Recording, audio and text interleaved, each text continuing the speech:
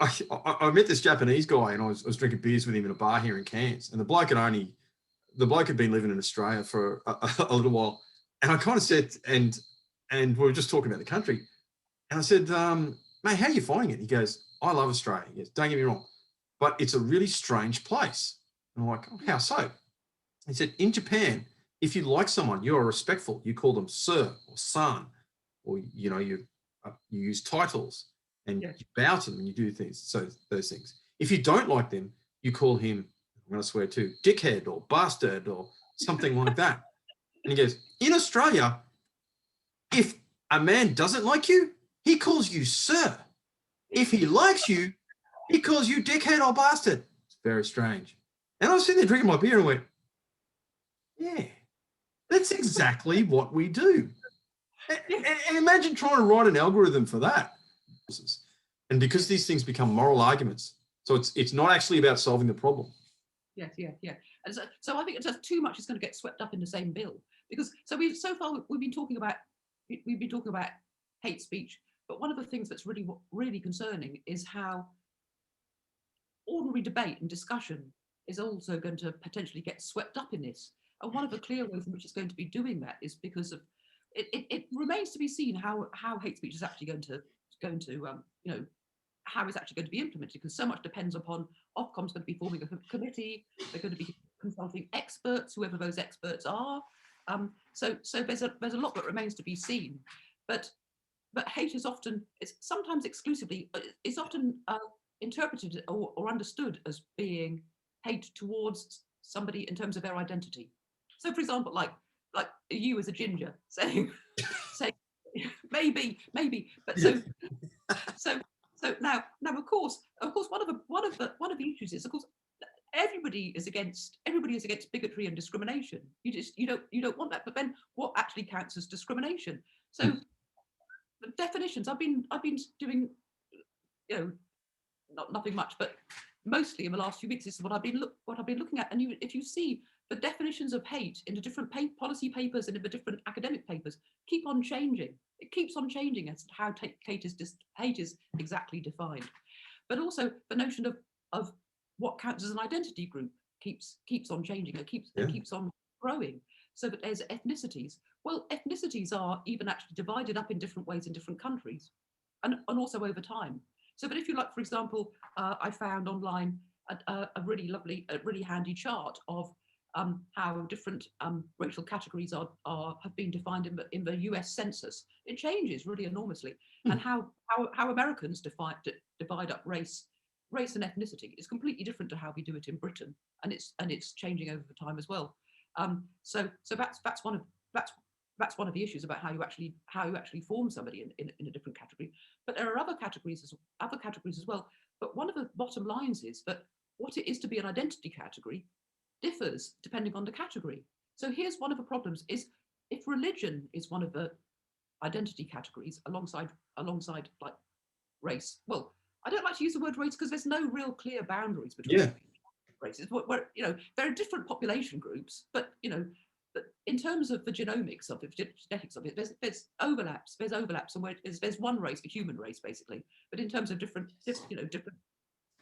population groups, but that's how you're born, isn't it? It's just how you're born. But religion isn't. I mean, you can be born into a group, of course, but it's something completely different. So if there can be hatred is an attack on an identity group, and an identity group includes religion, then our attacks on religion hate by definition. So if you want to, so here's an example actually, because one of the there's the Alan Turing Institute which is a sort of national data science and AI institute in London, has got a public policy program, and within that public policy program, there's a project looking at hate speech measures and countermeasures, and it's led by somebody who's also has done. He recently got his PhD from the University of Oxford, looking at hate speech about Islamophobia. So Islamophobia is a really good illustration of this, because how Islamophobia is defined is that it would be hatred or attacks against Islam or against Muslims. Islam's an ideology and a religion, and Muslims are people. It's a completely different thing. So, but the idea of an attack on what would count as an attack on Islam. So, if it, in a sense, anybody who's not a Muslim doesn't believe in Islam. So, if they express a belief about it, is that an attack on Islam? So, what Yeah. of a problem? Are we going to be bringing in blasphemy laws by back door? Yes. And the answer to that question is a clear yes, because a lot of people say, when you contradicted me, that's hate. Yeah, Or yeah. disrespect, because it's not just hate. Like, you look at a lot of this legislation, and it's the same in Australia. And it's not just, it's important to make the distinction here. We're not just talking about national, or in my country, state legislation. This stuff trickles down into the workplace. Yeah. Because every workplace is diverse, isn't it? Yeah. So if you kind of contradict someone, well, that's hate. That's Yes. disrespect. Yes, yes, it's. You can't talk. I know, Fundamentally, you are criminalizing discussion. You are criminalizing disagreement, and you are criminalizing the fact that one human being postulates something, another person goes, I disagree with that, or I don't think it's right. So you're criminalizing that act. Yeah. So if we want to look at this in a very kind of like overall way, one of the things that could be happening then is that this technology, which was designed to foster human communication, yeah, exact reverse. It's doing the exact reverse. Yeah. Especially since there are moves. I know there's moves in Scotland, and there's moves to possibly criminalise so-called hate speech within the private home. Yeah, imagine that.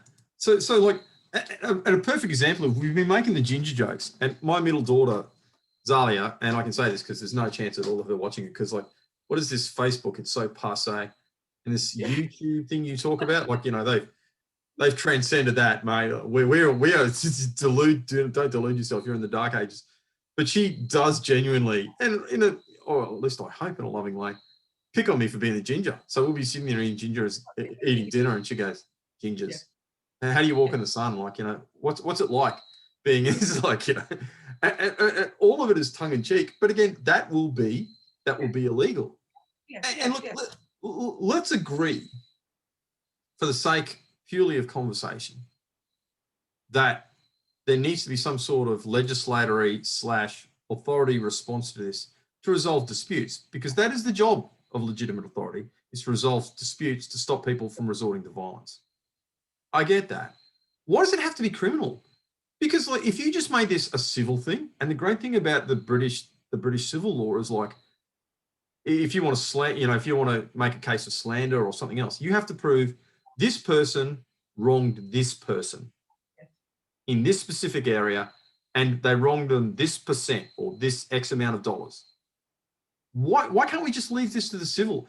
Why can't we leave this to the civil courts? Because there would be a billion lawyers out there dripping at the mouth going, there would be entire practices set up doing Facebook stuff. So all these people are turning up and going, my daughter called me a ginger bastard and we're estranged on Facebook. But they would be, it's like, okay, we're gonna sue. You know what I mean? And they will end up, because most companies have public liability insurance, yeah? Yes. Individuals, like, that'll be part of it. You've got house insurance, haven't you? Your car insurance? You'll have to have Facebook insurance. I'm not kidding.